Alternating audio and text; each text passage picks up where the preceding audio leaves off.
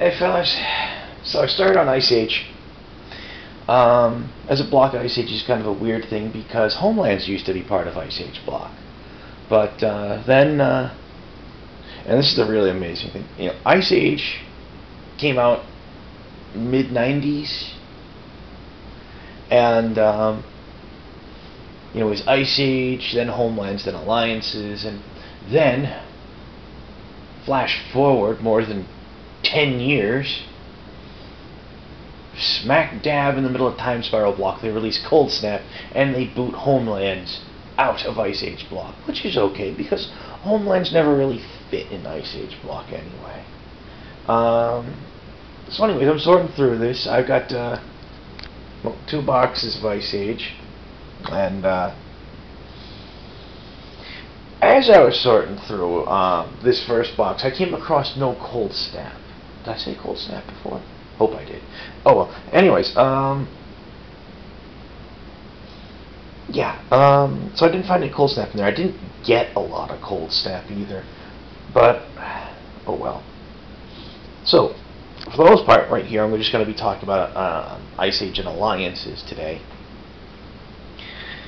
Ice Age was the first large expansion for the game.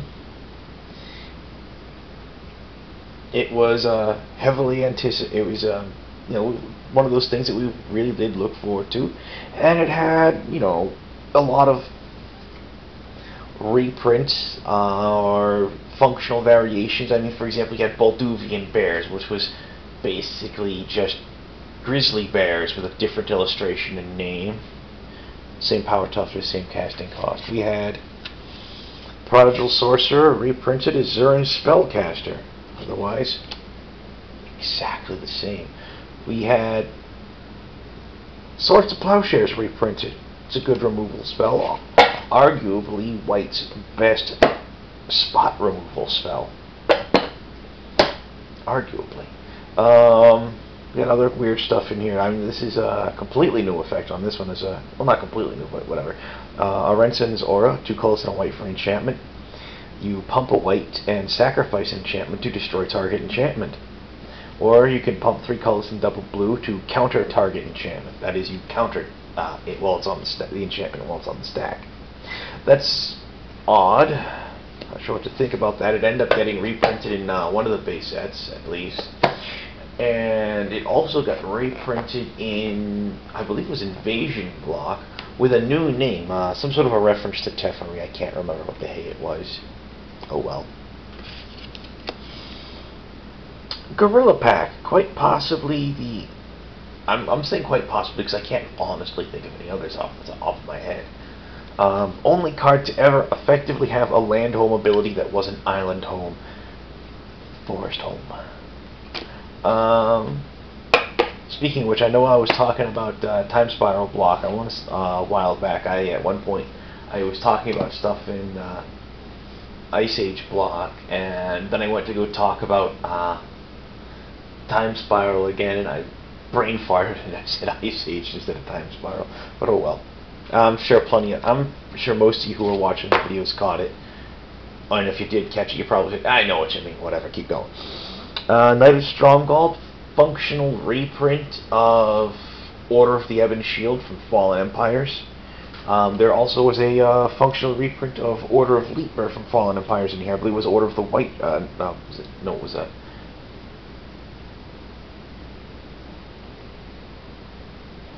I'll say Order of White Shield. I'm not 100% certain. I can't remember now. I can't trust my memory on the name of the white version from Ice Age. But yeah, those were both tournament staples in their respective colors. And they're the primary reason why Serrated Arrows from Homelands became a tournament staple as well. Serrated Arrows was 4 colors for an artifact that came into play with 3 counters on it. You tapped it and removed a counter to put a neg1 counter on target creature. So those things just annihilated the Pump Knights, as they came to be called. Dire Wolves, 2 colors and a green for a 2/2 wolf, gains banding if you control any planes. One of the very few times you saw banding on a non-white creature. Banding was banding was a fustercluck of an ability. tournament players frequently had to have bending explained to them because it was such a poorly utilized ability overall. I'm not even going to go into that right here now. We'll save that for when I'm talking about base sets. Orcish Librarian. I actually, through my own usage of this in EDH, I've started other people in my area looking for him for their EDH decks. He's a 1/1 for a colorless and a red. You pump red, you tap him, you take the top 8 cards of your library, remove 4 of them at random, put the remaining on top 4 on top, order of your choice. That's some funk. That's some funk. I remember several years ago I had a Magic the Gathering Page-a-Day calendar, and Illusionary Presence was mentioned as the only creature in the game at the time that could have Island of Whack Whack Walk. Yes, Island of Whack Whack is a card. Look it up. No, I don't have one. But anyway, Illusionary Presence is a colorless and double blue for 2/2 with a cumulative upkeep of blue. And during your upkeep, it gains a land walk ability of your choice till end of turn. Note that it does not say basic land, just land walk. It's got Library of Alexandria walk. Jeez.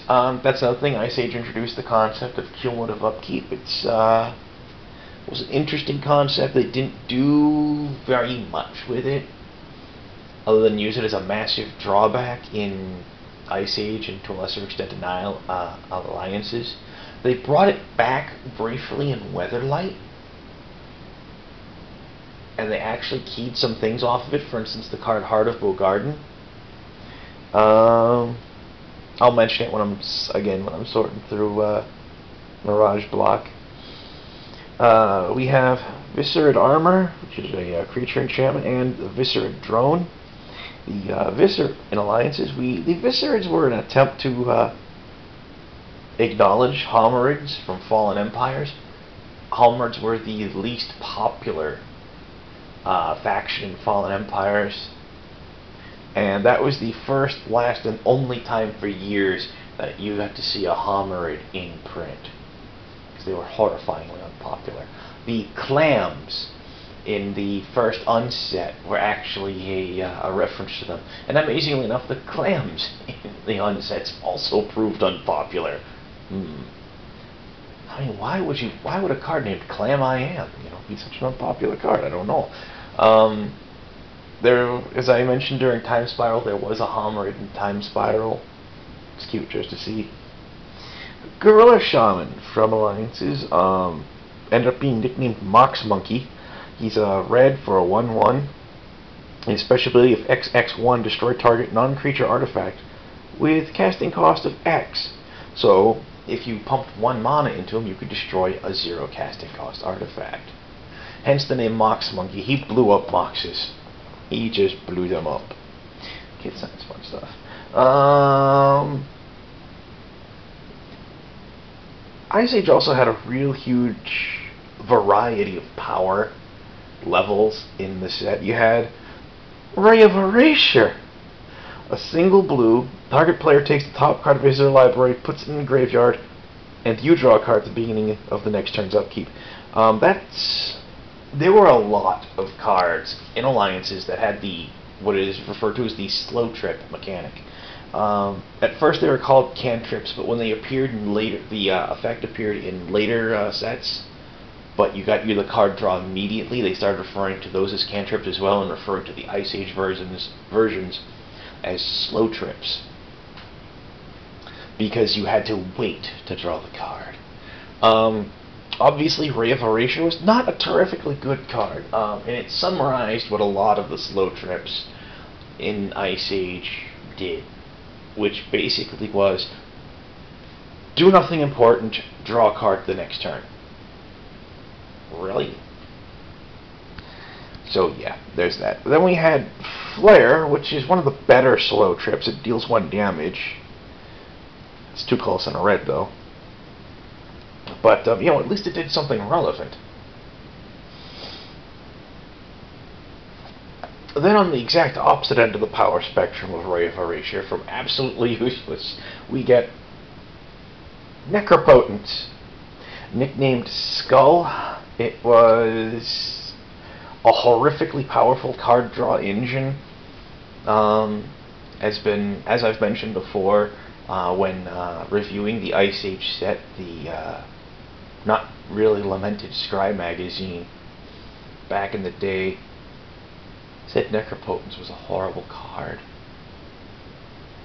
Time obviously proved them wrong on that. Obviously. What else? You got variations of a lot of older cards, as I was mentioning before. Incinerate was a variation on Lightning Bolt. You paid an extra mana, but creatures damaged by it couldn't regenerate. So that was an interesting variation. Lava Burst was kind of a variation on the classic Fireball and Disintegrate. Lava Burst, well, probably closer to Disintegrate because you didn't have the option for multiple targets like you did with Fireball. Lava Burst said that the damage it did could not be... Effects that prevent or redirect damage cannot be used to protect that creature. So, damage it deals to creatures can't be prevented or redirected. Players apparently are fair game. I'll have to check a RUD on that. No, I won't have to, but I'm actually thinking about doing so. Mostly what I've got left sitting out here that I wanted to talk about were cards from Alliances. Ritual of the Machine, 2 colors, double black, sack a creature, gain control of target non-black, non-artifact creatures. I put this aside not because it's a terrifyingly powerful or popular card, though it is kind of nice. Looking at its mana cost and the speed at which you cast it, it's a sorcery. You're better off these days with Enslave. Well, actually, no, is Enslave 2 more? I think it is. Anyway, it's a gain control of a creature effect. It's in black, which you don't see that too often. Usually black, in order to gain control of an enemy creature, has to kill it first, and then suck it out of the graveyard. But the main reason why I put that aside is because that was a card that was used in advertisements for the set. And, you know, I came across it as I was sorting. I'm like, oh, hey, ain't that a thing? And the advertisement like showed a game state, and they're like, what could you do if you had a ritual, this new powerful card for Alliances in your hand right now? Raw! Okay, they didn't put the raw in. But anyways, I can't even remember if Ritual of the Machine would have significantly changed the game state at that point. Because if I recall correctly, the dude on the defensive was really screwed anyway.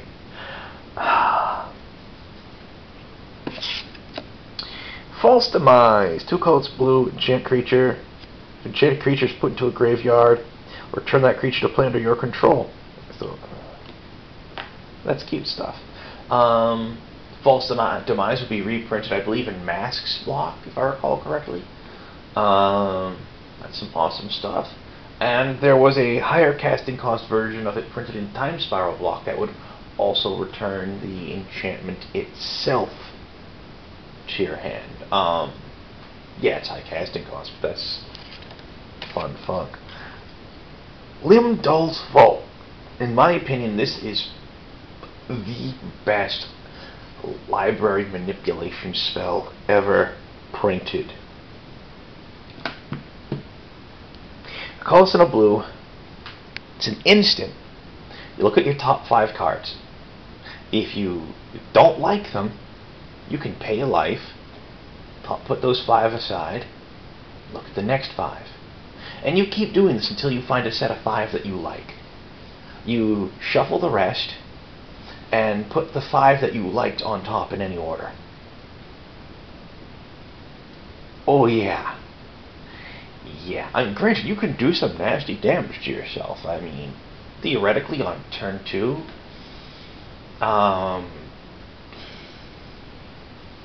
you could search through pretty much your entire deck, and you'd be paying, what, 8 life, 7 or 8 life to do it?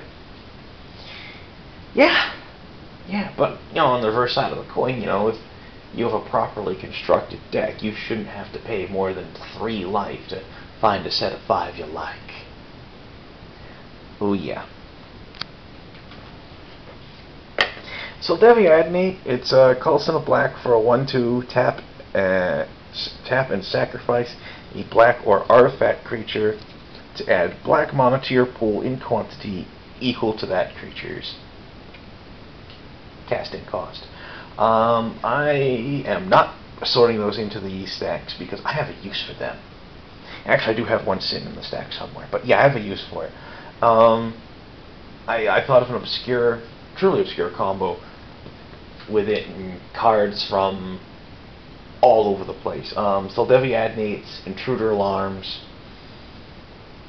Yeah, Soldevi Adnate from Alliances, Intruder Alarm from Stronghold, March of the Machines, which is from either Mirrodin or Darksteel, I can't remember which, and Spine of Ish-Sah from Mirrodin Besieged. So yeah, all over the place. I'll be perfectly honest, it took me a while to think of a proper sacrifice engine to use with the Spine. Because I needed something that would give me a crap ton of mana. And I found it in the Adnate. I didn't actually physically sort through cards. I did a search on Wizards online database gatherer. Kid science fun stuff.